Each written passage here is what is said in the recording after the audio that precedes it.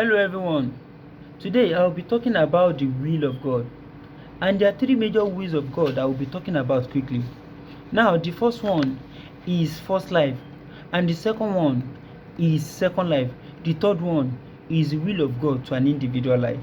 Now, let me start with this first one. But before that, I want you to know that these three wills work hand in hand. They are like three in one. Without first life, there can't be second life, and without second life, it is not possible for us to fulfill the will of God in our individual life. Now, let's start with the first one. The first one is the privilege that we all receive to become human beings. It's God's own will to make us in His own image. So we must all understand this, that we are not living for ourselves, but we are living for who we look like, and which is God.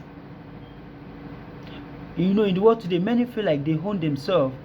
You don't own yourself, because the body you are carrying, your look, is not for you. You are image of someone, which is God, and his own will to decide who to be called animal or who to be called human. So the privilege is what differentiates you from animal, which can be established in Genesis chapter 1 verse 27 rather. Genesis chapter 1 verse 27.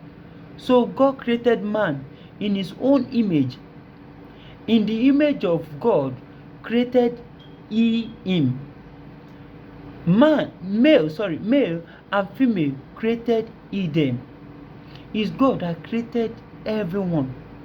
As long as you are a human being, it's God that He created you in His own image. So you don't live for yourself. That is number one, a will. Now, number two will of God is second life. We all know that the first life was being bastardized by our forefather Adam. After disobeying God, they were being set out of the Garden of Eden, and God cursed them. So they've been carrying this curse from generation to generation until Jesus Christ come and die for us, until the birth and death of Jesus Christ. So Jesus Christ came and terminated this curse. But remember, not everyone that have this first life that will have the second life. Yeah, we can say Jesus Christ is for all, but I can tell you, it's for all that God revealed to, not for all that God did not reveal Jesus Christ to everybody. And that is established as well in John chapter 6 verse 65. Then He said, that is why I said that people cannot come to me unless the Father give them to me. So which means it's not possible to accept Jesus Christ unless it has been revealed to you.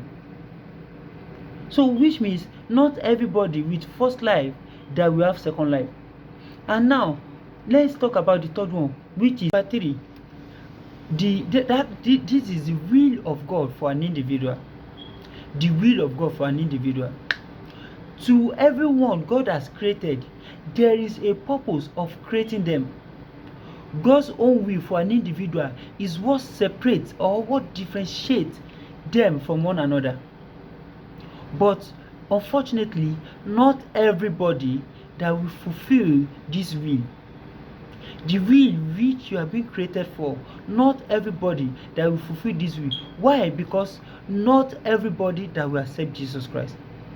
One, not everybody that will put God ahead of men. Number 2, and that can be established in Galatians chapter 1 verse 10. For do I persuade men of God, or do I seek to please men? For if I yet please men, I should not be the servant of Christ. Many in the world today live to please men ahead of God, and this has hindered the fulfillment of God's will for their life. Number 3, not everyone will listen to Holy Spirit. These are the hindrance. I'm talking about the hindrance. And number 3 hindrance is that not everybody that will listen to Holy Spirit. I said number 1, not everybody that will accept Jesus Christ. Number 2 is not everybody that will put God ahead of men. Many put men ahead of God. Now, number 3, not everybody that will listen to Holy Spirit, and that is established in Revelation chapter 3 verse 13. Also, you can also read Romans 8 verse 26. Number 4 point that stands as an hindrance is not everyone will seek the wisdom of God. He said in James chapter 1 verse 5, if anyone lack wisdom, let him ask of God that giveth to all men. Now, he said, ask God who give to all men. But instead, many of us seek the wisdom of men to fulfill the will of God in our life. It's not done. It is not possible. And now, number 5th point, not everyone will go when we are being commanded to go. He said in Matthew chapter 28 verse 19, go ye therefore and teach all nations. That is his commandment. Many of us, the will of God for your life is to become an evangelist, to become a pastor, to become a prophet, but yet you are still just seeking the things of the world.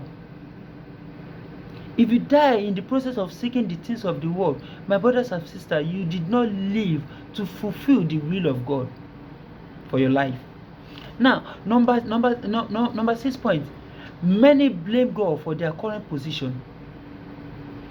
When you find yourself in a position, you blame God, and that can be established in Romans chapter 9 from verse 16 to 18 and also verse 21. Which verse 21 says, when the potter make a jar of clay, does he have a right to use that same lump of clay to make one jar for decoration and another to throw garbage into? That is, he makes some for one purpose and another for another purpose.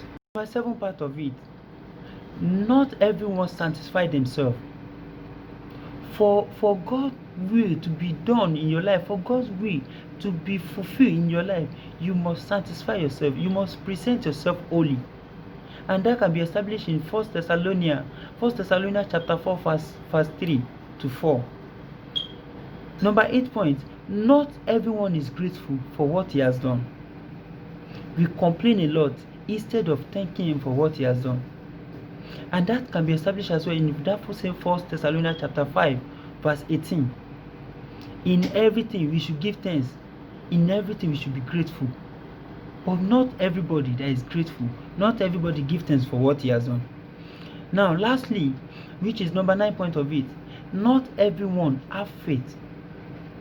For God's will to be done in your life, you have to walk with God with faith. Abraham became father of many nations because of his faith. Not because he is righteous, not because he is perfect, but because of his faith. So we must have faith. We must walk with God with faith. Abraham walked with God with faith, and that is why he was able to fulfill the will of God. That is why he's being called father of many nations. So I'm saying to us today, to as many, let us seek God. Let us seek his face. Let us do his will. Let us take these things into place. Let's act towards this.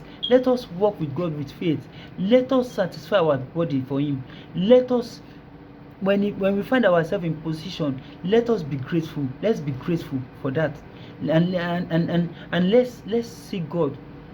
Let's plead to God to take us to the next level, not to complain. Another point is we must go when we must always follow his commandment. Let us follow his commandment. By doing this, his will will naturally come to pass. His will will naturally come to fulfillment in our life. Let us accept Jesus Christ, and let us seek his wisdom in everything we do. Before we take a step, let's seek his direction. By doing this, he will do what? He will guide us. Now, let us obey the inner man. Let us feed the inner man more than our flesh. By doing this, gradually the will of God will come to manifestation in our life. And before you know it, you fulfill the will of God in the land of the living. I pray to as many that God may the grace to fulfill this will, may God grant it unto us in Jesus' name. Amen.